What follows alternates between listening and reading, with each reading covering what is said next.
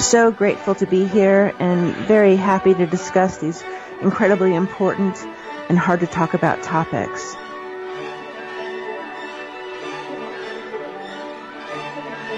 He has an incredible backbone and staggering moral fiber.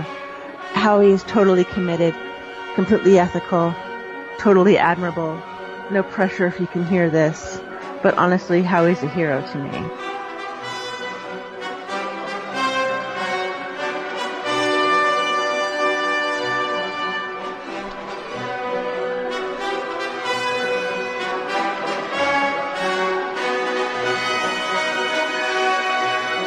John, you joined us before, and it was a pretty incredible kind of testimony you gave, and you just devoted your life to advocacy for child trafficking, and even 9/11 truth.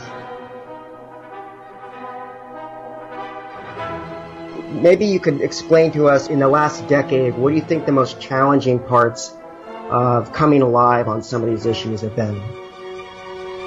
Probably the hardest thing, and it continues, is just realizing that pretty much everything that I was told and taught since I was in grade school is probably not true.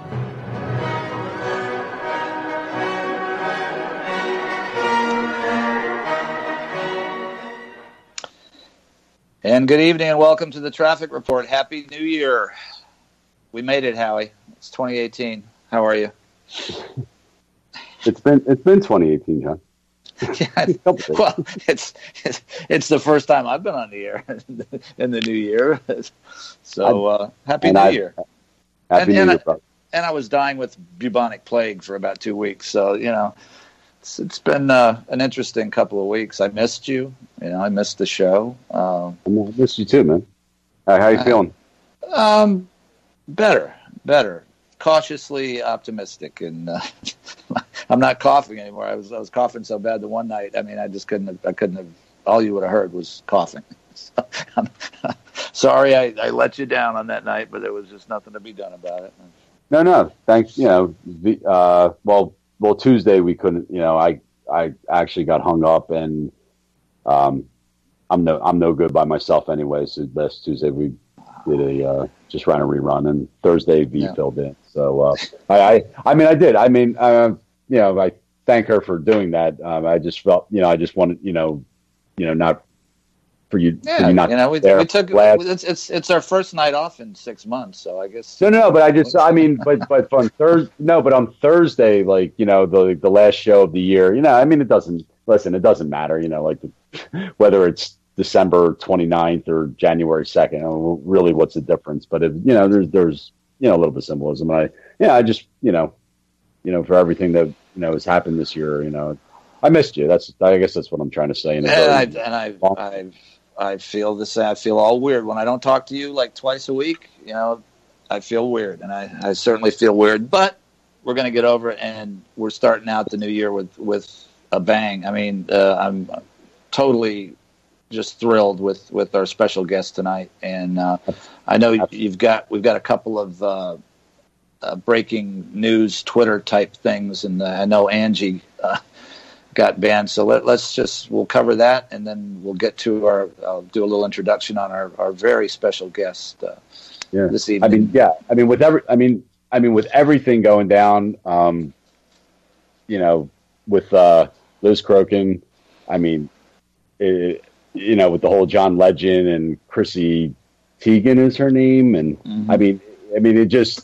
it's just I don't necessarily I wouldn't have necessarily gone after Chrissy Teigen like that, but it's brought so much exposure to Pizzagate to people that have no idea what it is, and I think it's just turned out to be just like a complete blessing in disguise, and and on top of it, there's some interesting things going on in those accounts. But 2018 is just off to just a magnificent start. And then I get on tonight and I'm looking at a tweet and there's a bunch of people tagged in it, including Pedogate Angie.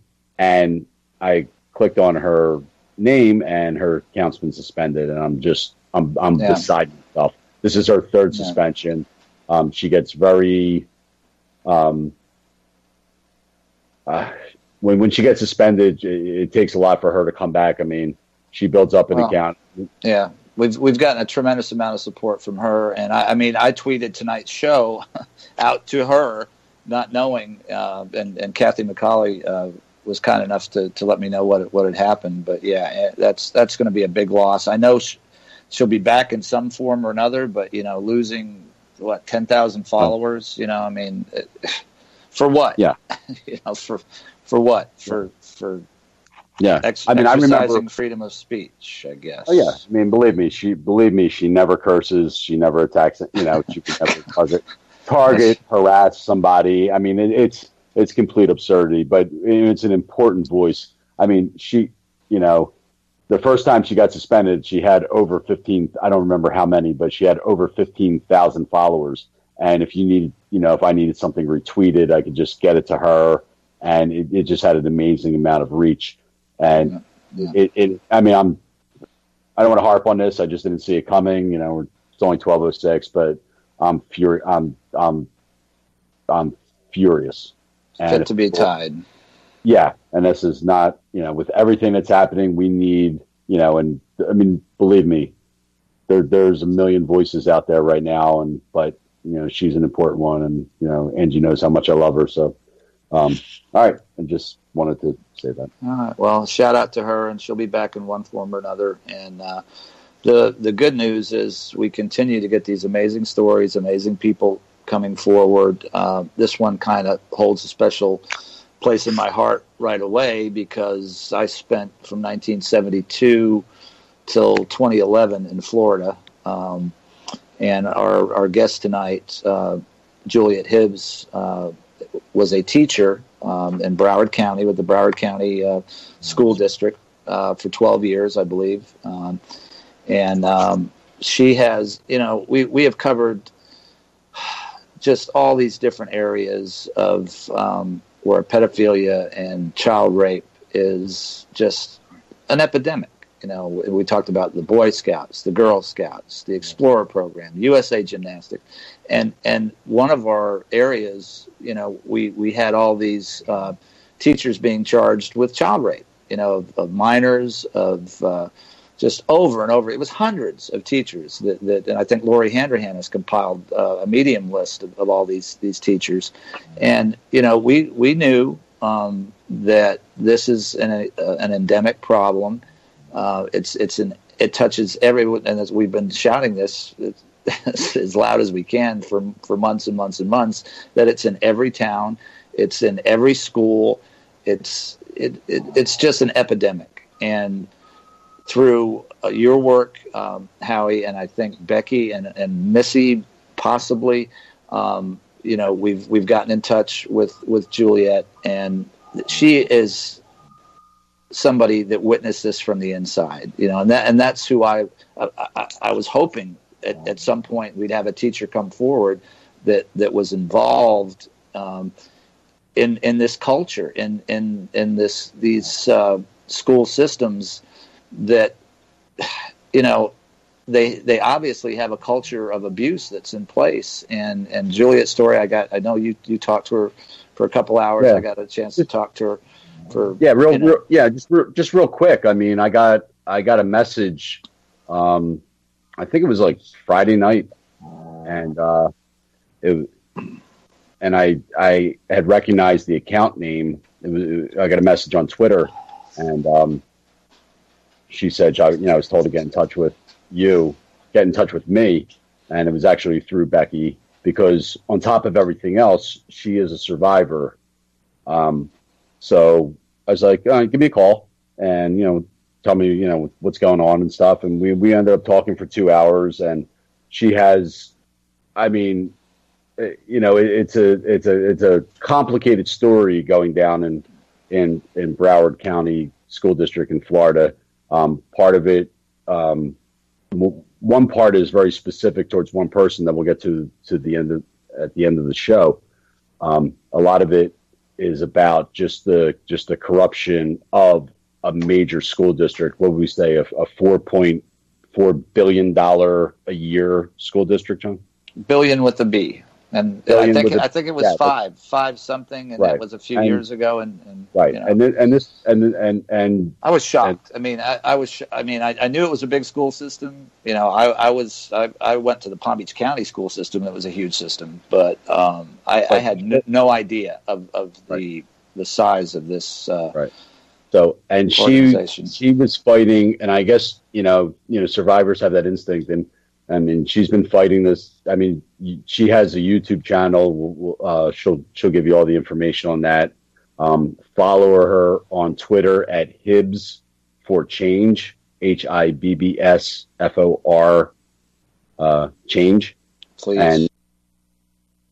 But I mean, she gets in front of the school district, and she's fiery. She also has cancer, and for lack of a better term, does not give a shit. So she is out there, and she is who's been doing this for 10 years, and we're just delighted to have her on. We're honored.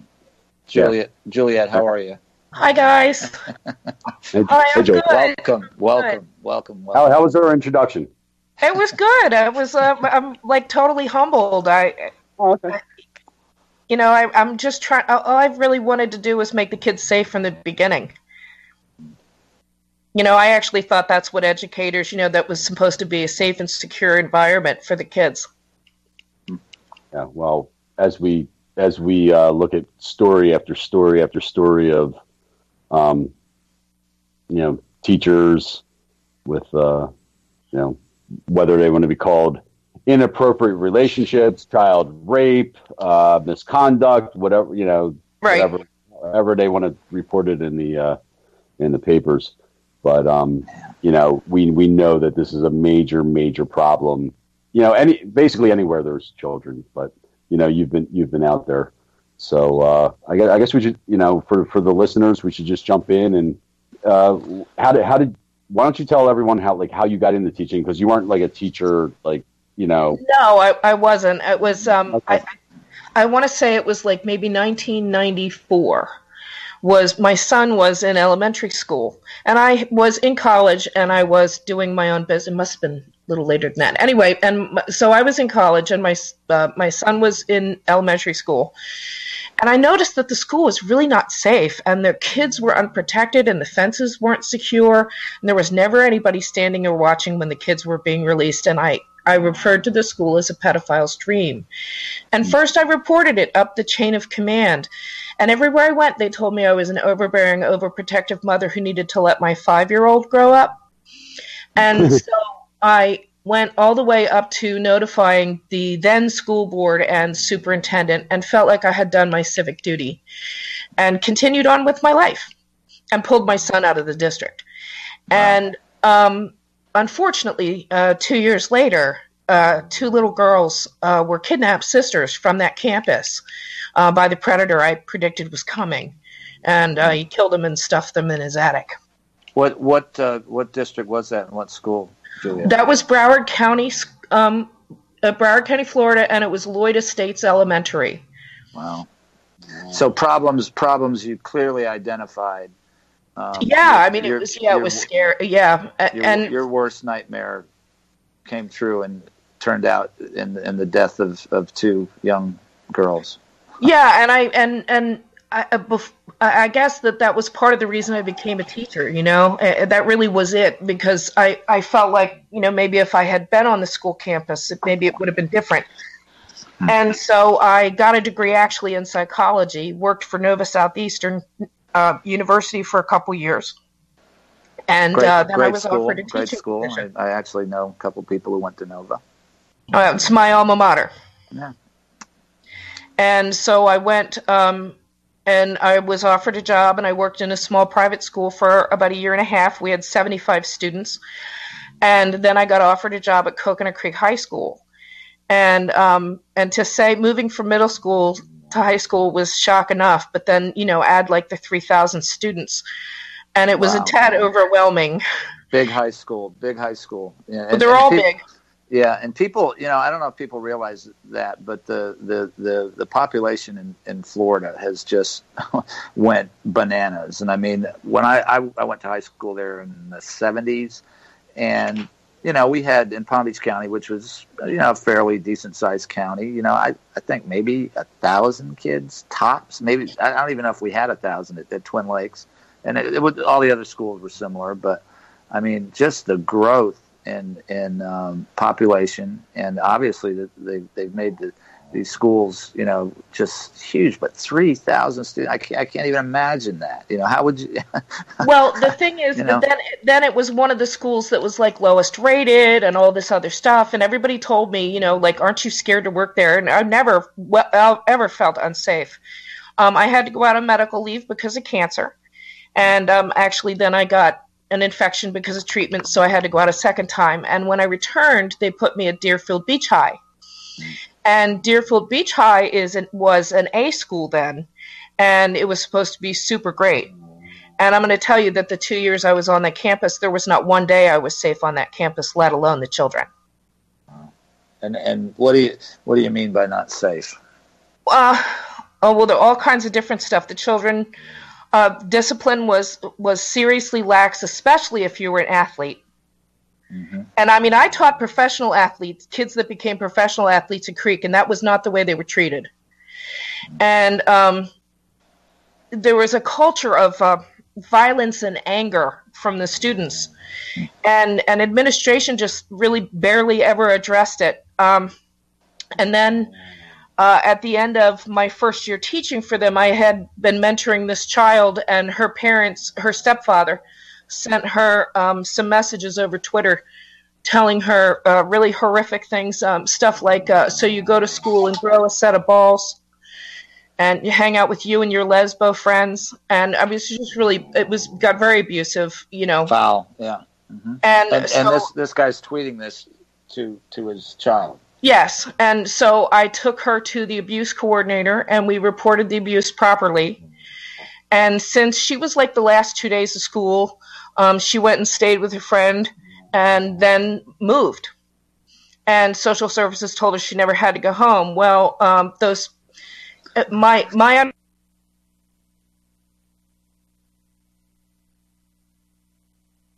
his office multiple times to get them to file charges against me, where I was charged and investigated with turning her gay. Yeah. Now that you hear that, just on the surface, and when we were talking to you and getting to know you, and we know with our experience in the child trafficking and the culture. You mentioned the word culture, and the culture not only in the schools but in the government, and well, yes, but every area just seems like it's not built to protect the child. It's not. It's not. And I'll give you an example. A father who reported to me that his son was, was assaulted, and it was on camera. And so he called the school and said, I want to see the video. And like 3 different administrators and a police officer pulled this 11-year-old child into the office, showed him video that had been edited. So they kept telling him, see, you were the one who was the perpetrator. You started it. Now, this is an 11-year-old child. And the next day, or a couple days later, when I went with the father, at one point I looked at the police officer and said, are you telling me you interrogated a child without a parent's permission? Yeah, and people don't know this, and I'm sure you'll explain it to them, but the Broward County School District has their own police department. Why don't you talk about that a little bit? Well, John, before we go there, I just wanted to back up a little bit because of these the 2 girls on the camp. I mean, I'm backing up all the way. You reported that you felt like what was the name of the school? Lloyd Estates, LLYOD, Estates Elementary. Was unsafe, and I called it a pedophile's dream. Okay. And that dream nightmare came true 2 years later. Mm-hmm. 1996. I tweeted out the article to the Traffic Report, John, if you could. November 7th of 1996. Yeah. A 7 and 11-year-old whose mother was befriended by a pedophile. Unfortunately, it was the mother and the two girls were living in a car in a park, still sending children to school. This man befriended the mother and then started showing up at the school and eventually raped one and killed both. Wow. Now, after that happened and you had made all those reports, did you go back at least with I told you so? Well, no, actually, because if I had gone back and said I told you so, I would have punched somebody. Yeah. Because it was so hard for me to watch all of the people I spoke to, the principal of the school, the counselor at the school, the teachers, right on up the chain of command. Everyone I had reported this to stood there and cried on camera, their crocodile tears, that there was no way that they could know this would happen here.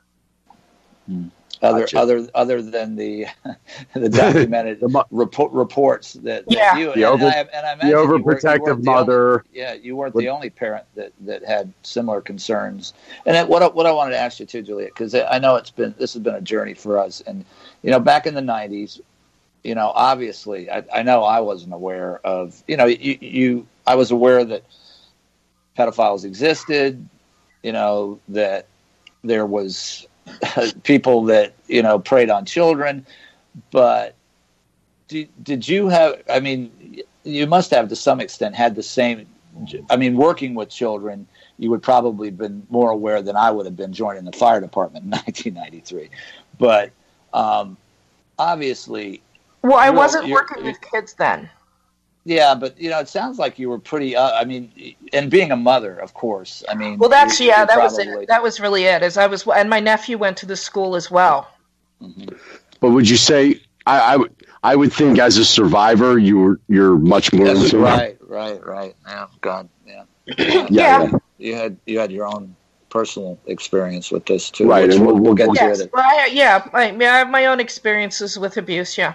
Yeah. So dumb. That was a dumb question. So no. It's for that dumb question. But even that being said, the awareness of this as a problem, as I don't know, and I'm sure you probably weren't that much different. That in the early 90s. I don't think anybody realized that it was going on in all the schools, that it was going on in the Boy Scouts, that it was going on in the gymnastic programs and the police explorer programs, the fire department explorer program. I mean, you see what I'm saying? Yeah, but I can tell you I'll tell you what really tuned me in. I was pretty young when Geraldo Rivera did his report about satanic ritual abuse. Yeah. So you were. And so that was always like my radar would go up. And it's the reason why I had the connection with the kids I did, because the kids who came from rough backgrounds, I knew it right away. Yeah. So you started you saw the problems, you reported the problems, you decided you'd become part of the solution, right? Become a teacher. So you do that. And obviously, before you went to Coconut Creek, what was your awareness of that going on in the other high school that you were at? Was it something that was not as prevalent? Oh my gosh, no. Coconut Creek, it was not like that. I mean, there was stuff that happened at Coconut Creek, don't get me wrong, because you got 3,000 kids and something's going to happen. It was not the same. It's not the same. And it varies from high school to high school. And that's because I worked with a really great principal who cared about the kids for the first 6 years of my career there. And that what school was that at? And who was that? Was at Coconut Creek, and he was John Bowen, and he was truly a wonderful man. Okay. Oh, and I'm getting the schools confused. So Coconut Creek was a better run school. Yes, but a lower grade. So on paper, it looked worse.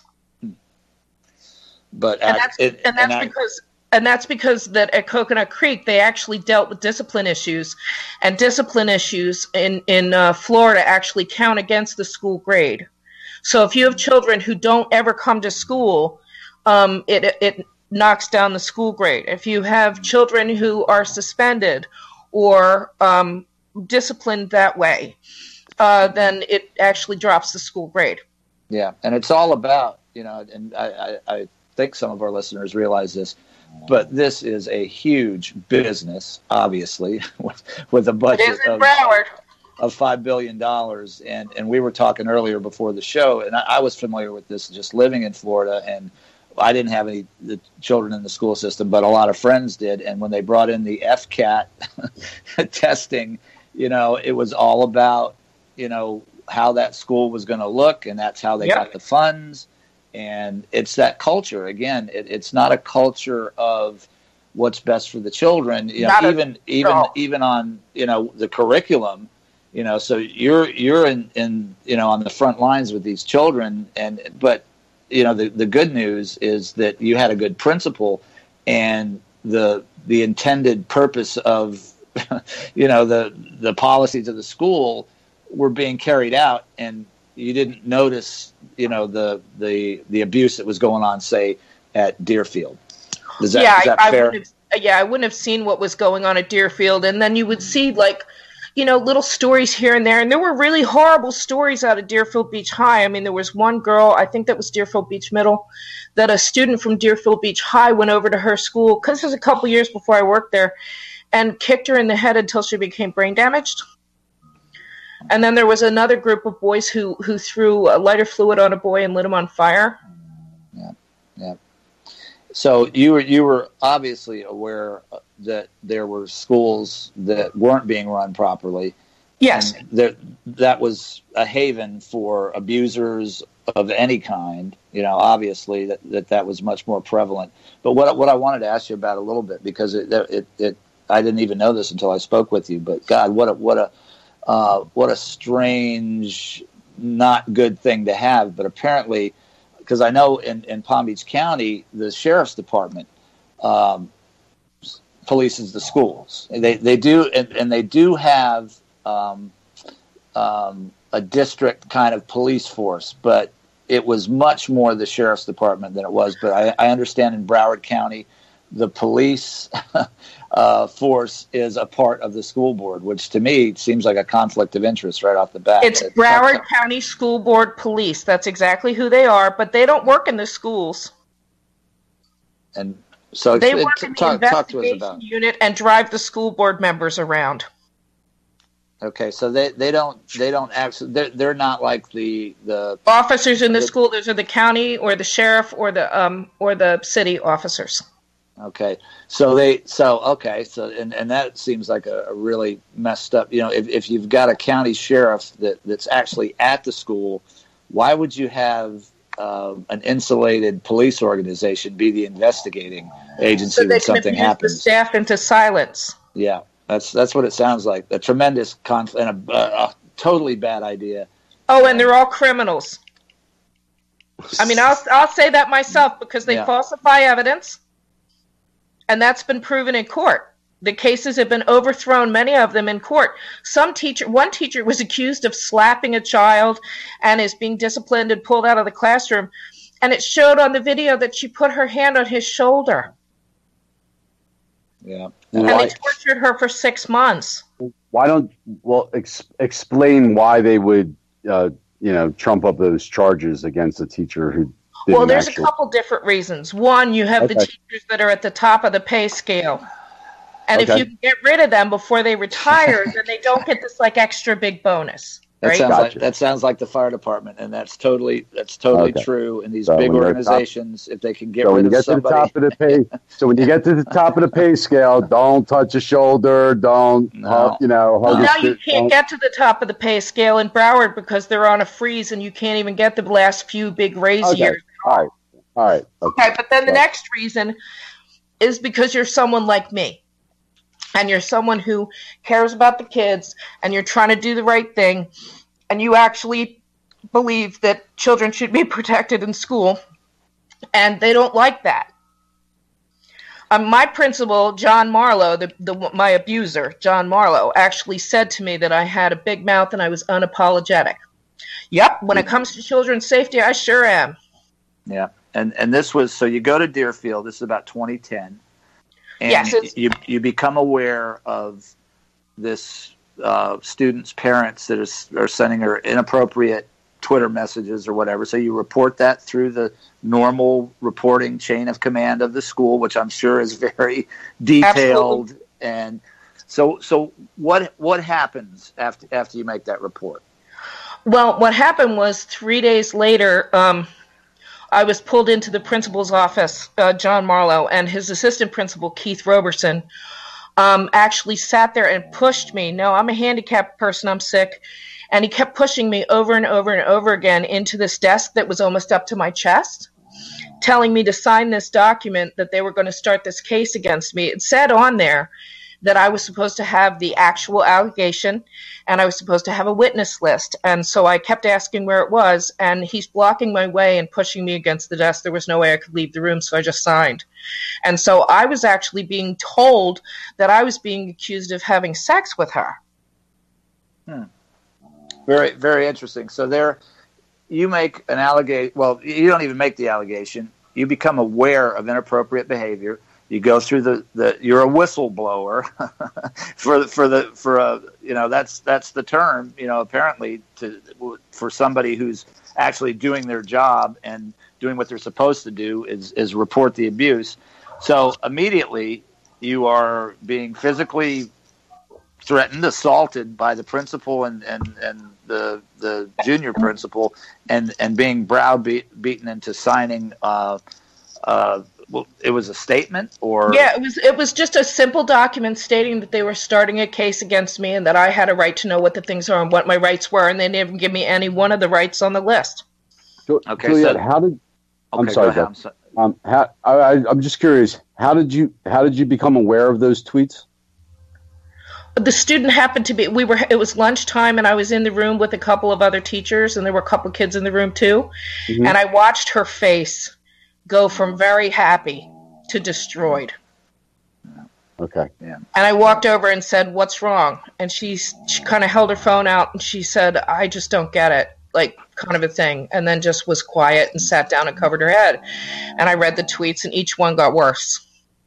And as a teacher, you're not supposed to get involved in that type of stuff. You're supposed. No, I'm required to by law. If I don't do that by law, I go to jail. No. Right, you're required to by law, but your principal probably when you do, you're retaliated against. Yes.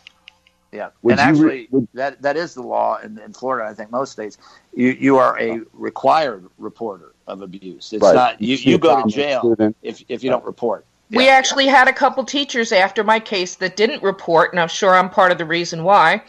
And they did wind up going on trial. Did you do you remember the account that was sending those tweets? No, but I have a copy of them somewhere, so I can pull them out. You did screenshot those tweets? Yeah. No, I have it. But yes, it was screenshotted. I have it printed out. Yeah. Oh, fantastic. So automatically you're being. I was just curious of whether that was the girl's stepfather. Yes. So I was just wondering if he's still on Twitter. Yeah, really. Yeah, and well, I hammered him pretty good over the years, including the article about the parents on my blog. I'm sure you could hammer him pretty good.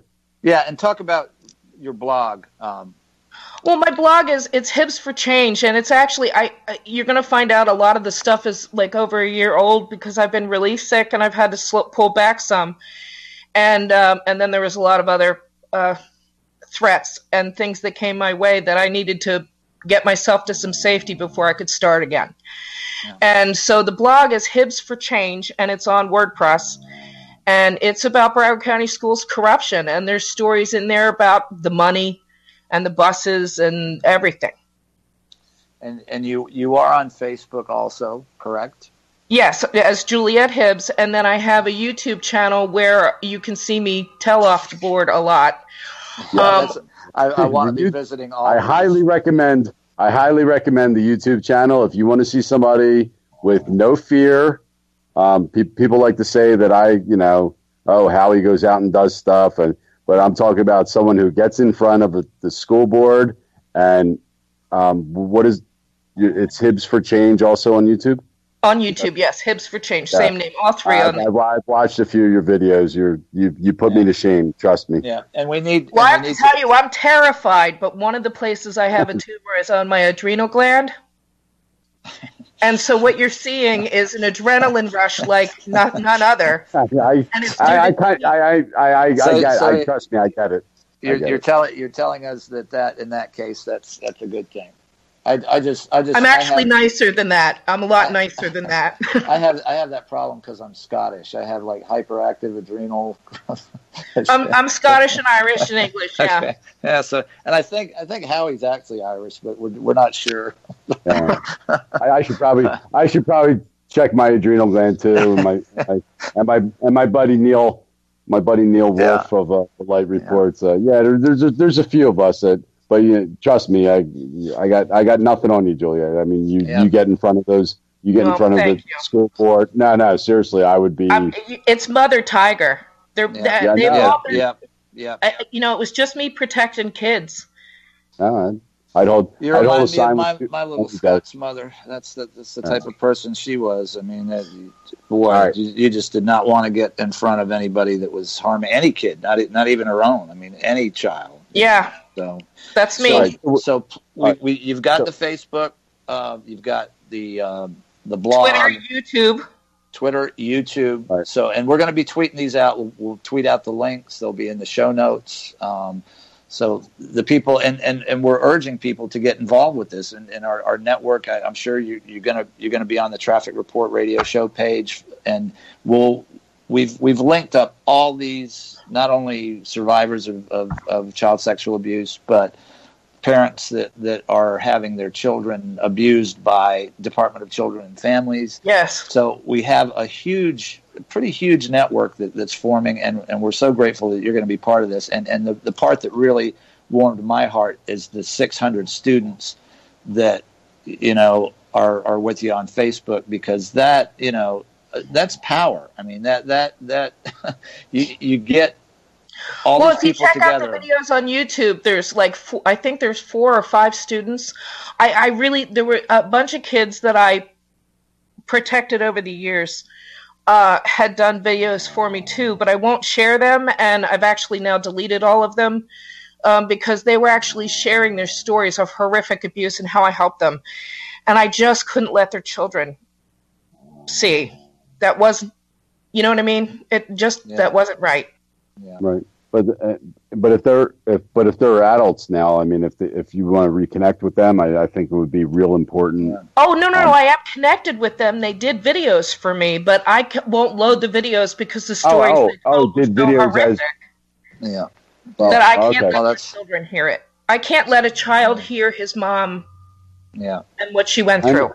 And that's that's very understandable, and that's kind of what we're on here to talking about is these incidences that's a personal matter between the person that was abused and what they do, whether they want their kids to know. So I could you're not the one. You're bringing light to this subject. You're bringing people and awareness to it. And I don't think I would totally understand that. You don't want to be the one that's posting a video that a child of these survivors are going to see. Yeah. It's why in all of this I've never ever tried to contact a victim. Yeah. That's when we keep I want to get the people who did it. I don't want to punish the person it happened to. No, well, and we're hoping. However, though, unfortunately, survivor testimony is one of the strongest pieces of evidence we have. Yeah. So it's just, and I don't judge one way or the other. I don't tell anybody what to do. I'm not remotely a survivor. So it's just, then that's why, like a Becky who comes out and tells her story. No, and I agree with you, but when I've got somebody who's doing this and they're you can see that their heart is wrenched. And she actually said in the video, "I never wanted my children to see this." Oh no! That's when absolutely. I went, okay. I'm not going to share it. No, absolutely. No. That's but at the same time, but she made the video for me anyway, which was really, okay. and that was what I think 3 or 4 different kids. Okay. We have, we're getting time sensitive here, but so let me see if I can recap for you, and you add whatever you want to, and then we've got another area that's also included in this that we want to talk about because it was going on at the same time that you were being harassed, threatened, basically run out of the school system by the administration of the school system. Yes. So they've and the most ridiculous part to me is the story that they came out with to try to discredit you and what you were saying, because obviously they knew you weren't going to shut up. You had a long history of, well, that was intended to make me shut up because they never wanted the case to go public. I forced it there. Yeah. And their headline was that, and it's just, when I heard it, I mean, it's just so ridiculous on its face, that you turned a child gay. Right, by reporting child abuse. By reporting child abuse. So, and this is in the Huffington Post. Yeah. Well, it's actually been printed around the world. I've been printed on every continent but Antarctica. Okay. So, all right. We'll make sure we tweet those articles out that Juliet turned. Anonymous got involved. Okay. And hopefully at this late date, people will realize how ridiculous and how desperate that this school board was. Just and that's all. And we've seen this in other areas. The media is used to put out a headline that will just discredit somebody, and nobody. People read the headline and that's it. They say, well, this, and a lot of people are not educated enough to realize the ridiculousness of that just on its face. I mean, you cannot turn, if you were a magician, you can't turn somebody gay. I mean, that's obvious. Just to confirm, Juliet. Yes. Have you ever been charged with any crime? Other than like a traffic ticket or something, no. Okay.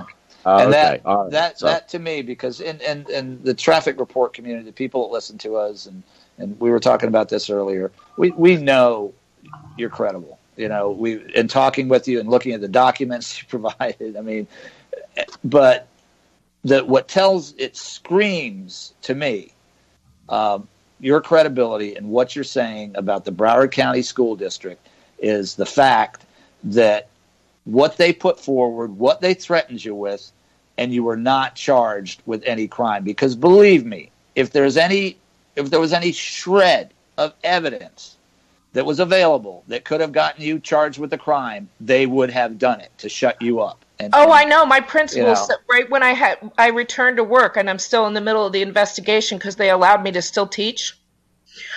I wound up coming back to the school. He said he had to have a meeting with me, and he told me, I mean, very angrily and nastily, which you can see on the videos that I did with the school board, that he couldn't wait to see what the police were going to do to me.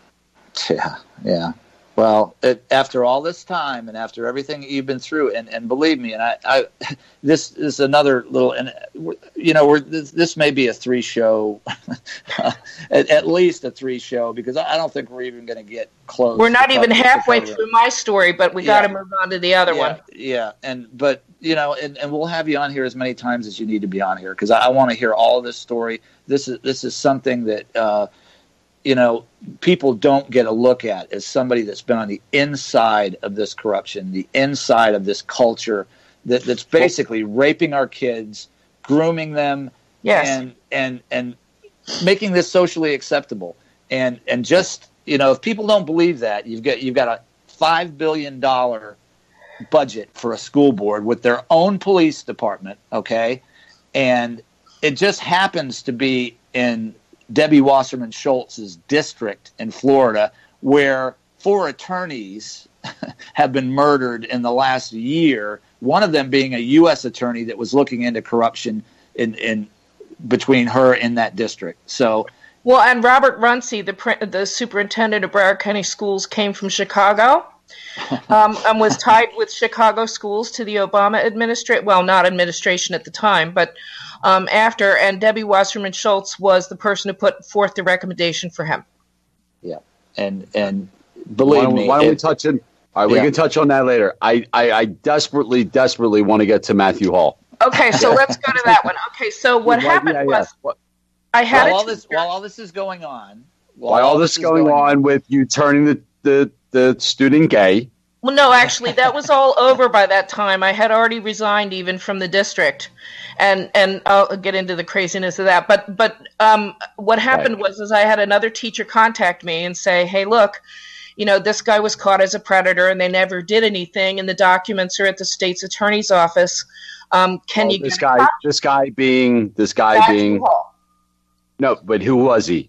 Matthew. Oh, he was a teacher at Monarch High School at one point. And now he runs camps and travel sports teams for kids. And he's on Facebook. And what's that Facebook page, Howie? Super Sports Camp. Yeah, on Facebook. We're going to have those links too. And I suppose we can tweet this out too. But the most shocking thing to me was a part of an FBI report that I read on Mr. Hall. Okay, right. And it concerned 2 counts of lewd and lascivious molestation on a child between 12 and 16. Okay, this is the FBI in Tampa.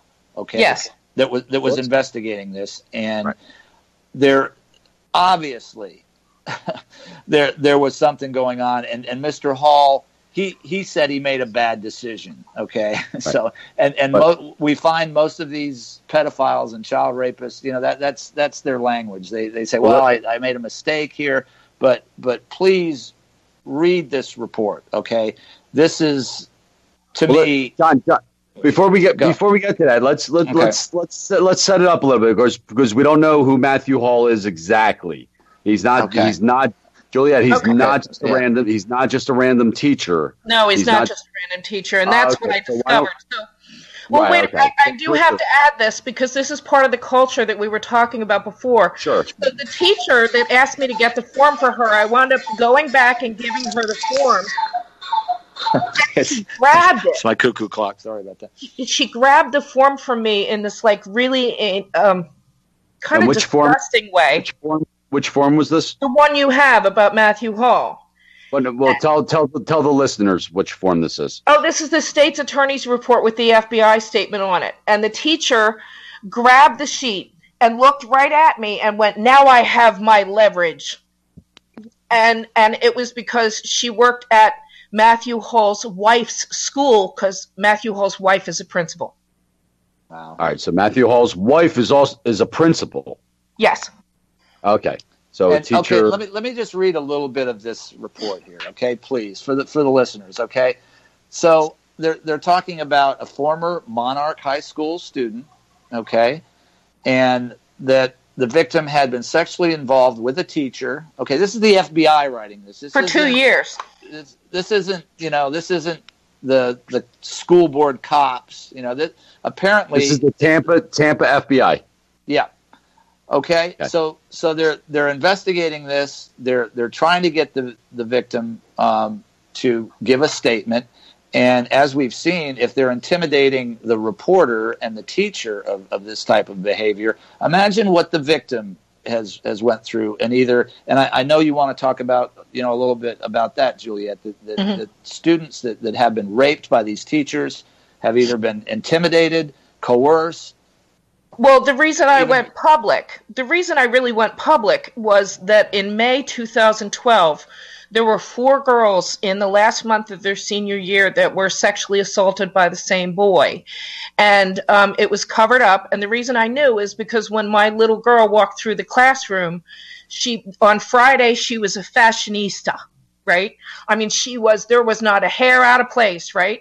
And on Monday, she walked in and she was wearing a sweatshirt, 3 sizes too big, pants that were too big. Her hair wasn't done. She didn't have makeup on it. She had no nail polish on. And I knew that she had been sexually assaulted. That's real common. And that is my own history, so I know that one. And so I asked her to tell me what was going on. She told me. And what happened, I found out later, was administration actually told the girls that if they filed charges against the kid who sexually assaulted them, that they wouldn't give them their high school diplomas. Wow. And this is, I mean, that may be a shock to some people. And he was a star, and you said he was destined for the NFL? Yeah, that was the word. But again, I was really after the adults that protected this. I wasn't going to go after. No, I understand. And look what you see. You're seeing this on a high school level. This is endemic in the college football, right. and you've got the administration of. And I asked you this question before, and I believe with every fiber in my body what the answer. What I asked, the question I asked you, and I'm going to ask you again, is what part of the administration in Broward County School District knows about this problem and that it's going on? 100%. 100%. And I totally agree. Unless it's somebody who's just brand new. Yeah. Yep. Because the principals watched the school board meetings, and I sat there and screamed at those meetings for 3 years. They know. Yeah. And this report is just so shocking because in just reading this and being familiar with a lot of these types of reports and a lot of these, criminal. Well, with Matthew Hall, it goes way deeper than his wife. His stepsister is a principal. His stepbrother is some type of school leadership in the charter schools, and his stepfather was the deputy superintendent, and his mother was in charge of human resources and or teacher certification. Yeah. And I'm not an attorney. I'm not a police officer. I have my experience has come from reading a lot of these incident reports and arrest reports and so. But in reading this, it's obvious that if they wanted to prosecute this case, they could have done it. Yes, the victim was not apparently, according to the FBI and the state attorney's office, the victim was not willing to give a statement, but. When you have the individual basically admitting to what he's charged with, okay, and that's in the statement. Yep. Okay, I quote, made a mistake. Okay, the subject admitted to the investigator that he made a mistake and was dealing with this situation, and thereafter resigned from his position at the school. Okay, there's more evidence. And also gave up his summer camp, which apparently he's reactivated because it's he never gave it up. He never gave it up. Yeah. So he's lying to the police. Okay. So there's enough evidence and there's enough people that knew that this case could have been prosecuted, whether that victim came forward or not. And it's just we're talking about the culture, and it's no different than. We're reading about USA Gymnastics and how they coerce these kids into taking settlements and allowing Larry Nassar to keep abusing these kids. And that's my question for Gloria Allred, who apparently represented, one of those gymnasts and allowed her to take a settlement and not, blow this wide open. How many kids got raped after that settlement? And I bet you it's more than 3 or 4. And I bet you we're talking about hundreds in your case, Juliet. But this is, thank you so much for bringing this forward. And believe me,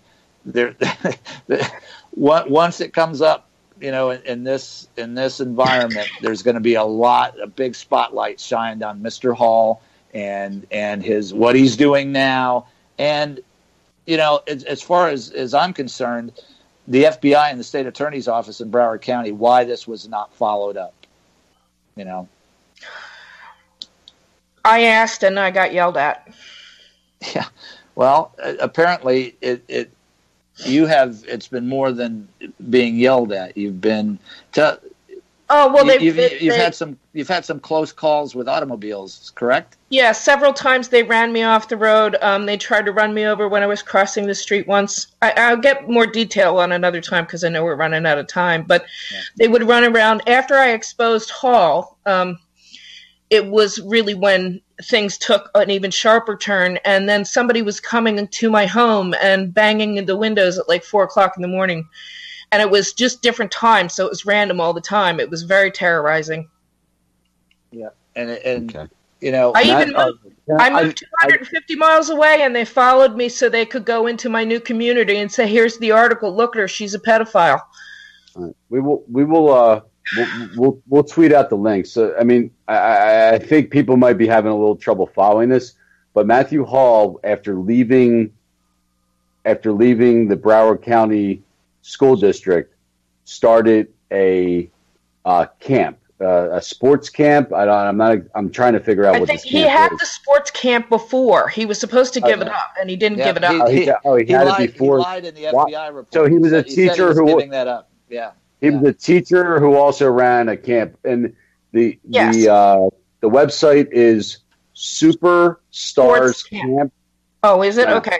Superstarscamp.com, and right on the homepage of superstarscamp.com, you have their Facebook link and also their Instagram link. I hadn't checked out their Instagram until right now. God, I don't even. There's a lot of. Well, you know what? There's a lot of pictures of. There's pictures of other people's children on their Instagram. I don't know if parents give consent to that. A lot of children. John, just hold on for a second. Okay. Just a lot of children in bathing suits. I mean, you can go and say for yourself. But this is a man running this camp, and there's on the Facebook page. There's an introduction from Matthew Hall, the man who made a mistake by having sex with a minor for 2 years.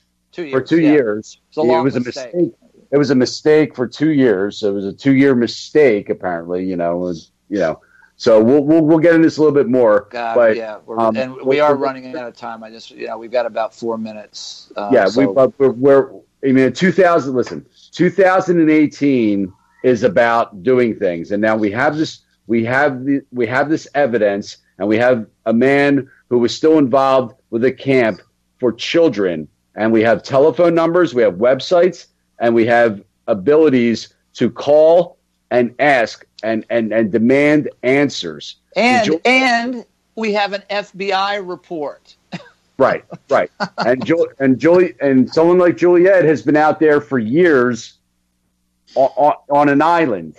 Okay. And I use this analogy, and when we were talking on the phone, that she is no longer on an island. We're bringing everybody onto the mainland, into the community, where it's not one person that is shouting at the top of her lungs. It's hundreds. Well, thank you, because now myself and my family will have some protection. Yes, because it's not being public enough is what made me the target. That's what crowdsourcing is all about. Yeah.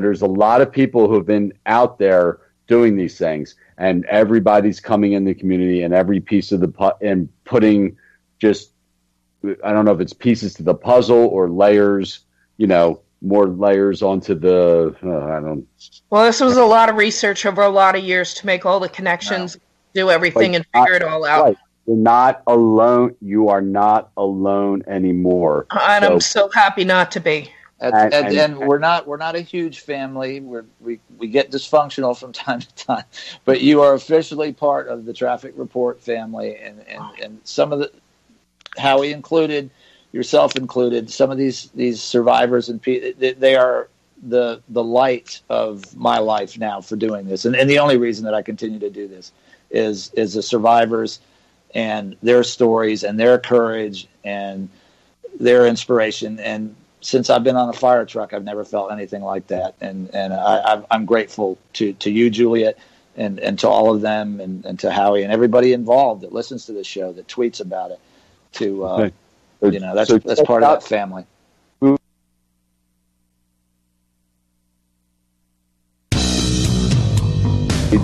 And continue on, and we're going to have a campaign against Matthew Hall. Thank you. Happy New Year. Thank you, Juliet. Happy New Year. Thank you. Thursday, part 2. Stay on the line, Juliet. Okay.